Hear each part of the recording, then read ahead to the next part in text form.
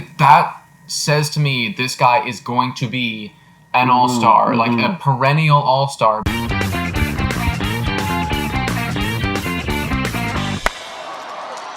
Hello and welcome to Blue Jays Today, where we always have something to say about the Blue Jays. I'm your host, Nicholas Playlog. And I'm your host, Adam Peddle. And today, we're not talking about a Blue Jays player today. We're talking about a player that is on the other side of the continent, and his name is Fernando Tatis Jr. And is he the best shortstop in the game of baseball right now? Yeah, he's been wowing us. He's been wowing MLB. He's been wowing sports fans just across the board. Had a really cool bat flip that we're going to break down a little bit later in this video. But before we is do, it better guys, than Joey Bats? Sorry. A little teaser. All the Jays fans like, no, what? Never better. Never better than Joey Bats. Bro. It's like, you want to start that was me. a fight? Like, that was literally me. I'm like, no, it can't be. No, it can't be. Guys, before we get into it, please make sure to like, subscribe, and ring the bell for notifications. All right, Tatis has been... He has been really good this year. Yeah. He's been really good. He was really good last year too, and he continued on that, and is like a huge reason why the San Diego Padres are where the San Diego Padres are right now. Yeah, incredible. We slept on him a bit for fantasy. If you guys watched an earlier podcast, we mentioned that we slept on him, but you know what? No more sleeping on him anymore. I want him on my team. To break down his savant percentile rankings and where he ranks amongst other baseball players, this one really got me. I was shocked how high he was. He's 100% in 3 categories. So the best in the entire league in 3 categories. And that's exit velocity, hard hit rate, and barrel percentage. Yeah, he just hits it way better than anyone else. Yeah, you know what? This is a bit off topic, but that just goes to show you, man, that whole old mentality of you need a big guy. You need a big guy to smack the home runs and get the RBIs. No, you don't, man. Tatis is like a kind of a small, skinny, fast kid. Dude, the game's evolving where it's you now have just overall 5-star tool players. Because before you'd be like, we need one. We don't need one. There was only one because there weren't enough. But now baseball is developing where you're starting to see a wave of this new training with kids at a young age coming up through. Because before it was just that guy looks like he can hit. Yeah, he does, and then he's in the game. But now it's we're getting that wave. You're starting to weed out people who can't.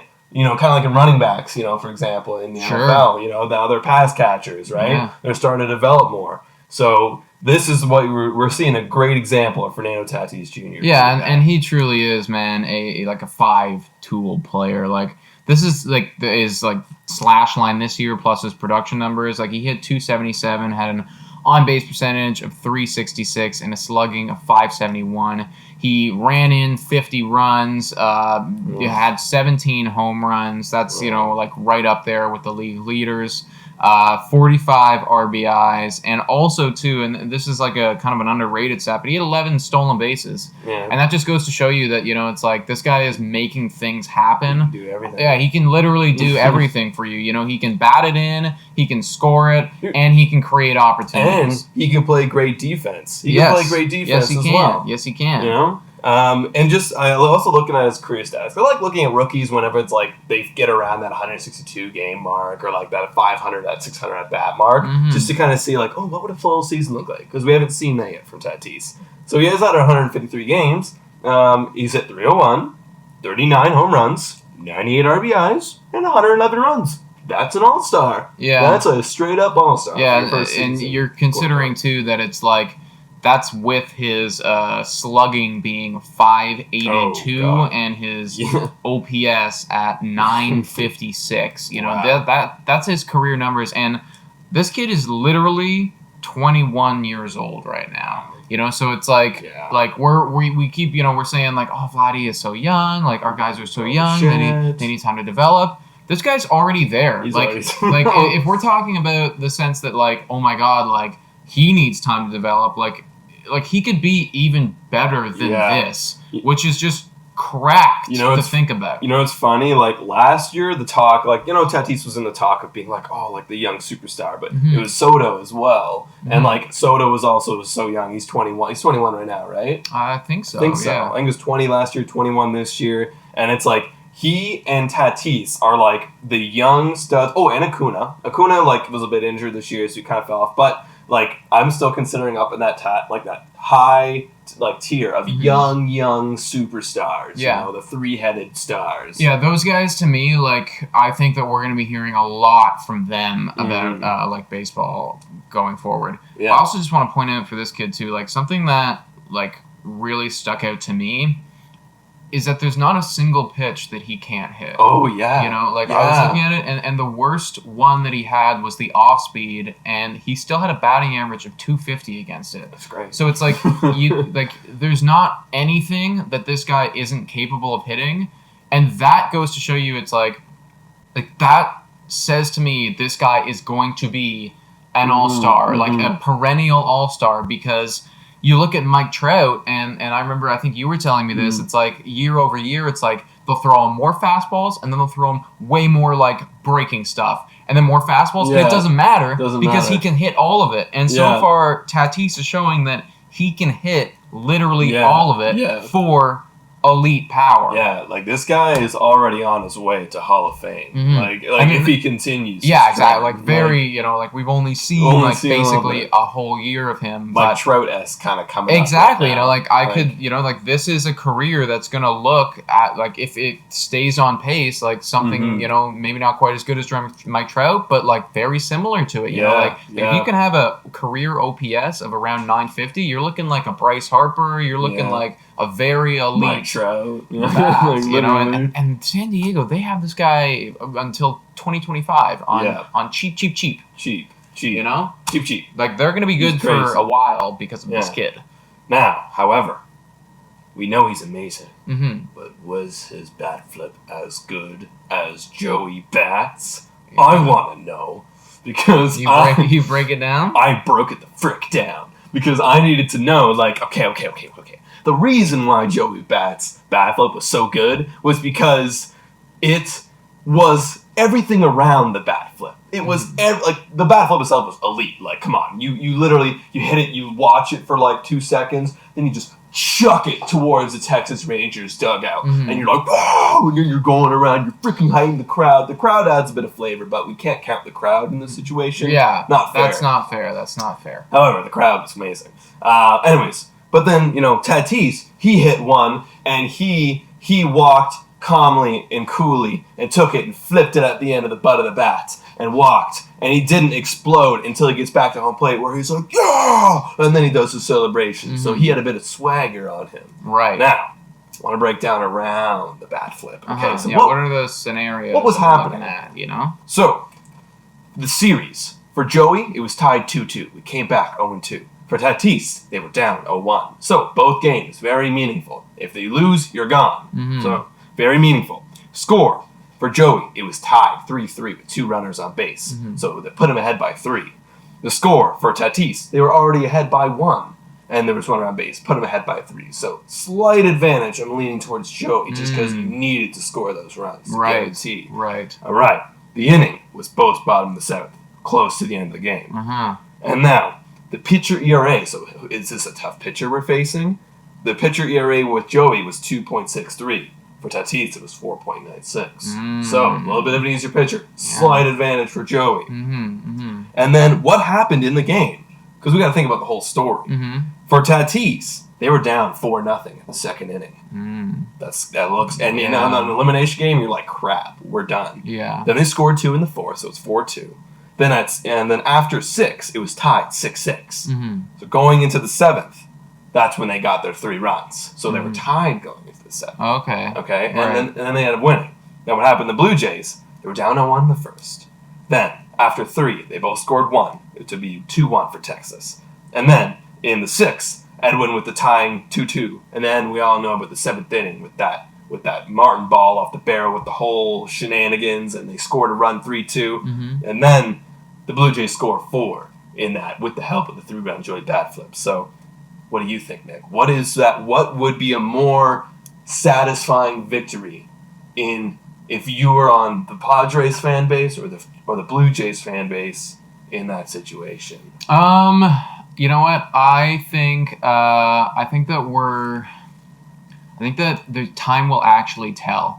Because I think that if they were to go on and win the World Series, then Tatis's bat flip takes priority in my mind. Right. But if they don't, then it could be Joey Bats. Like, what is, how much does this bat flip mean in this playoffs? We still don't know yet, So it's like, if these guys go on to do that, and like this is the beginning of Tatis being an absolute force in the league, and we're not going to know that for another like 3, 4, or 5 years, basically.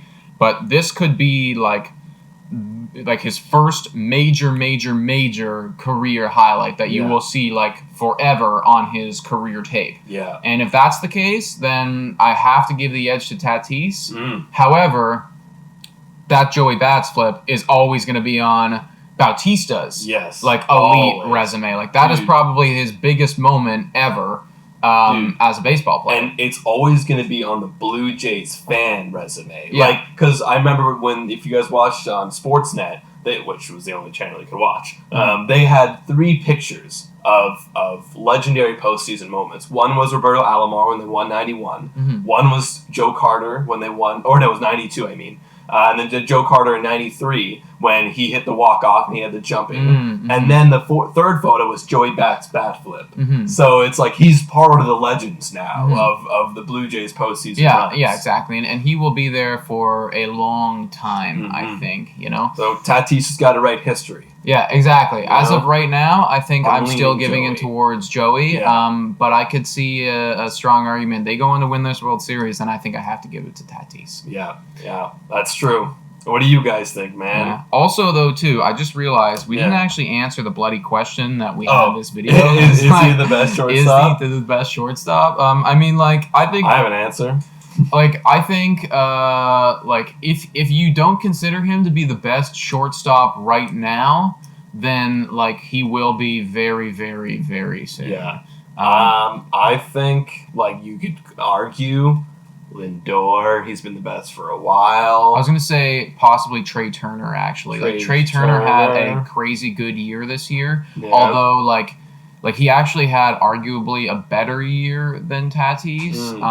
But at the same point, like, his career metrics, like, he's never been much of a slugger. Whereas, like, this year, like, he definitely was. And Tatis, like, so far in his career, I know it's still been short, he is definitely 100% considered a slugger. He's everything. Yeah, he's everything. So I still give the slight edge to Tatis in that mind, but you could make an argument for Trey Turner. So, you know what? Lindor, Trey Turner, Fernando Tatis Jr. Are those the top 3 right now? I think those have to be the top 3. They're just I think those have to be the top 3. If you got to pick one, like for 2020, would you pick Turner?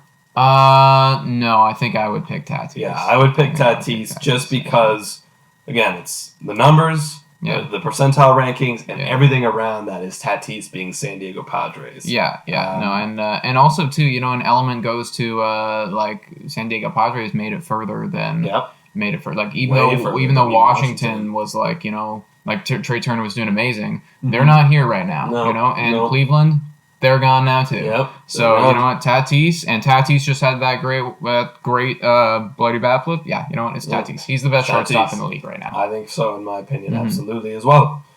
So, what do you guys think? Do you think Tatis Jr. is the best shortstop in baseball right now? Some of you might say it's Bo, but like, guys, let's wait a little bit. We still gotta wait. It's not Bo yet. It's not Bo yet. I would love to see Bo explode in 2021 and get in that conversation. Yeah. We can't have him get injured because, like, and honestly, like, maybe we would have seen that from him had he not got that long injury. But that did set him back a little bit. Yeah, he was on his way. He stays healthy in 2021. Guys, check us out on other platforms: Spotify, Breaker, Anchor, Radio Public, and Google Podcasts. Also, please hit the subscribe button again and check us out on our Instagram. And thank you guys so much for watching today. And go Jays, go.